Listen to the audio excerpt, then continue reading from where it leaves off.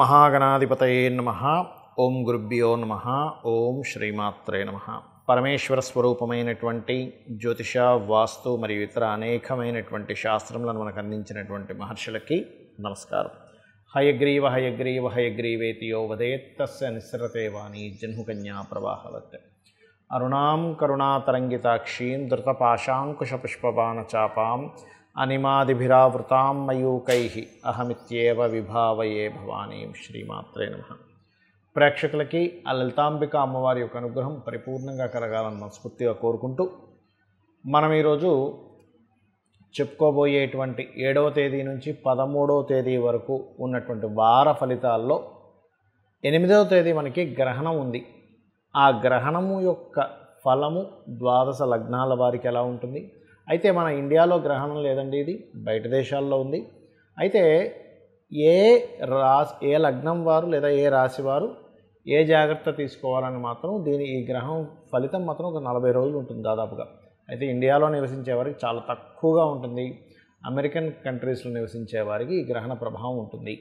కాబట్టి దానికి సంబంధించినటువంటి ఫలితము, జాగ్రత్త, ఏ దానం చేసుకోవాలి, ఏ రాశి వారు దానం చేసుకోవాలి, అదేవిధంగా ఏ దేవతారాధన చేసుకోవాలనే విషయాలు మనం ఇప్పుడు తెలుసుకుందాం.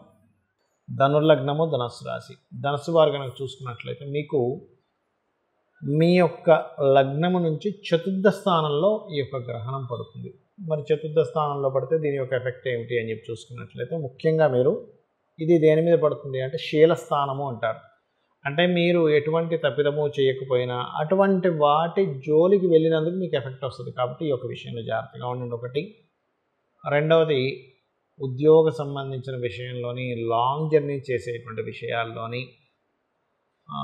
తల్లిగారి ఆరోగ్య సంబంధించిన విషయంలోని ఈ గ్రహం యొక్క ఎఫెక్ట్ అనేది చూపిస్తుంది. ఒక్కొక్కసారి వాస్తుదోషం ఉందో లేదో సరిగ్గా చూసుకోకుండా 4వ స్థానం కదండి, కాబట్టి ఆస్తులు ఈ స్థానం కాబట్టి ప్రాపర్టీ పేపర్ సరిగ్గా ఉన్నా లేవో చూసుకోకుండా ఇలాంటివి సడన్గా ఏదో ప్రాపర్టీ కొనుక్కుంటారు. కాబట్టి ఇటువంటి విషయాల్లో ధనస్సు వారు జాగ్రత్తగా ఉండాలి.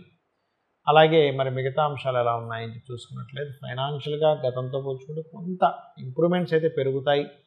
శుక్రుడు మారాడు, 4వ స్థానంలో ఉన్నాడు. కాబట్టి రియల్ ఎస్టేట్ వల్ల కూడా కొంతవరకు మీకు ఇంప్రూవ్మెంట్స్ ఉంటాయి, అందులో ఎటువంటి సందేహం లేదు. కాకపోతే కాస్త ఇక్కడ ఇన్వెస్ట్మెంట్స్ చేసేటువంటి విషయాల పట్ల మాత్రం కాస్త జాగ్రత్త వహించండి. మరియు ధనస్సు వారికి సహజంగానే ఈ వివాహ సంబంధించిన విషయంలో కొంత జాగ్రత్త తీసుకోవాలని చెప్తూ ఉంటారు.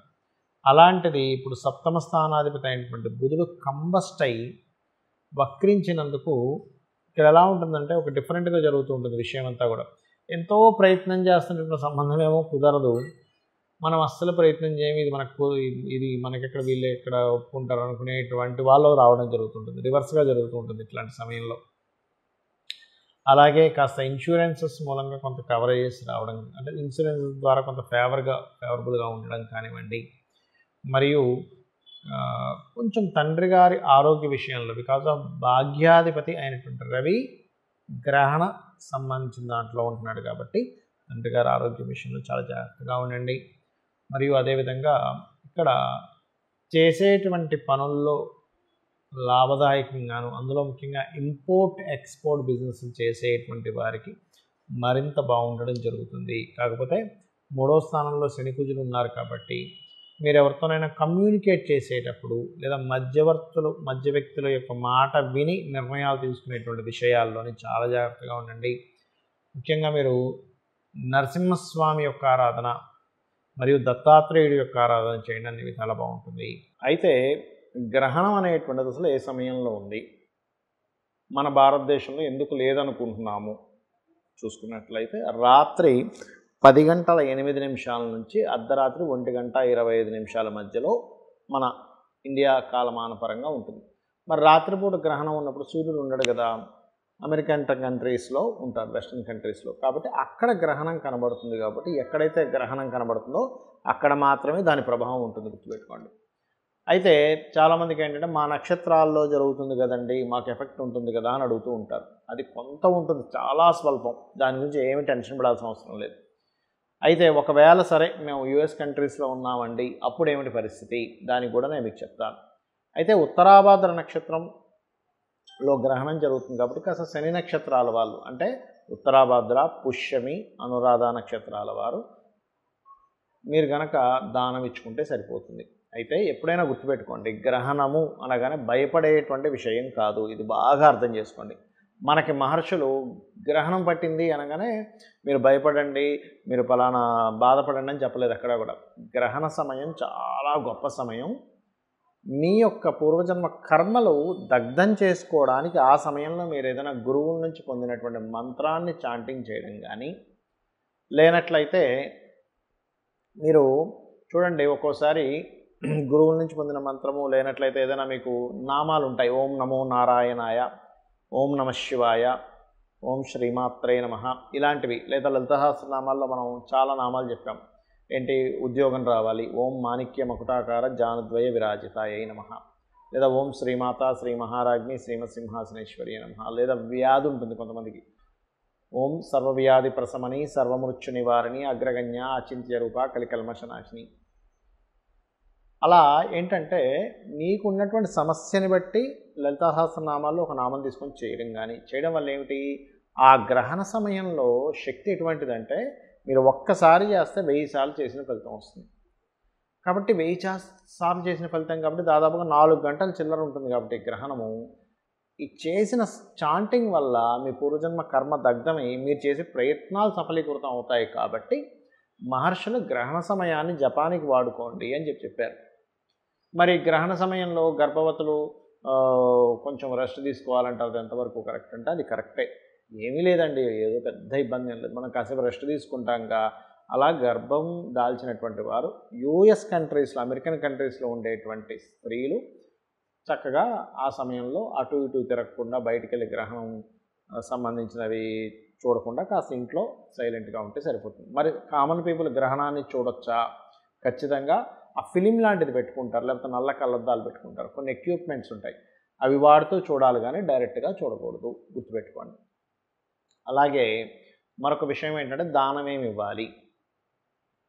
ఇక్కడ మీనరాశిలో గ్రహణం ఉత్తరాభాద్ర నక్షత్రంలో పడుతుంది కాబట్టి మీనరాశి ఉత్తరాభాద్ర నక్షత్రం వారు, అది కూడా యుఎస్ కంట్రీస్లో ఉన్న వాళ్ళు ఇవ్వాలి. ఇక్కడ ఉన్న వాళ్ళకి అవసరం లేదు, ఒకవేళ ఇవ్వాలనుకుంటే ఇవ్వండి, తప్పేం లేదు. ఎందుకంటే దానం ఇవ్వడం ద్వారా మంచి ఫలితం ఉంటుంది కాబట్టి. ఏమి ఇవ్వాలి, నువ్వులు, మినుములు, ఉలవలు, గోధుమలు, బియ్యం, ఈ 5 పదార్థాలు దానంగా ఇవ్వండి. కేజీంబావు లాగా.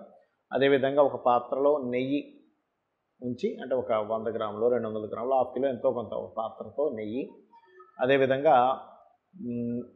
మనకి చూడండి వెండివి చిన్న ఉంటాయి, చాలా పల్చగా ఉంటాయి, సూర్య ప్రతిమ, చంద్ర ప్రతిమ, నాగ ప్రతిమ ఇస్తారు, ఇవి ఇవ్వండి. దీంతోపాటు ప్రత్యేకంగా ఏంటంటే ఒకటే గుర్తుపెట్టుకోండి, మీరు వీలైతే ఏంటి వీలు చూసుకోండి. ఎందుకంటే వీలైతే అనే పదం ఎందుకు వాడారంటే మనకి విదేశాలలో అంత ఈజీగా నవగ్రహాల దగ్గర దీపం పెట్టనివ్వరు. ఒకవేళ పెట్టే ఆస్కారం కనుకున్నట్లయితే నవగ్రహాల్లో రాహుకేతు గ్రహాల దగ్గర దీపారాధన చేయండి, వీలైతే శని భగవానుడి దగ్గర కూడా. మరొక విషయం ఏంటంటే ఇక్కడ గమనించుకున్నట్లయితే ఈ యొక్క గ్రహణం యొక్క దోషము నేను మీకు ఇందాక ఒక్కొక్క నక్షత్రము ఒక్కొక్క రాశి వారికి చెప్పాను. అది కేవలం ఆ యొక్క విషయాల్లో జాగ్రత్తగా ఉండడం మాత్రమే సూచన, కానీ ఏదో అయిపోతుంది అమ్మో గ్రహణం భయపడాల్సిన పని లేదు. ఎప్పుడైనా గుర్తుపెట్టుకోండి, ఒక గ్రహణం వస్తుంది అంటే ఓకే దీని మూలంగా ఇది. ఇక్కడ దానం ఇచ్చుకునే స్తోమత లేదు అంటే ఎవరు దొరకట్లేదు, దానం ఇవ్వడానికి ఎవరు దొరకట్లేదు. అలాంటప్పుడు చక్కగా ఏం లేదు, అమ్మ రక్షించినట్టుగా ఈ ప్రపంచంలో ఏ ప్రాణిని ఇది రక్షించదు. కాబట్టి శ్రీమాత్రే నమః చేసుకోండి, ఏమీ టెన్షన్ పడకుండా చక్కగా అమ్మవారు మిమ్మల్ని కాపాడుతుంది. శ్రీమాత్రే నమః.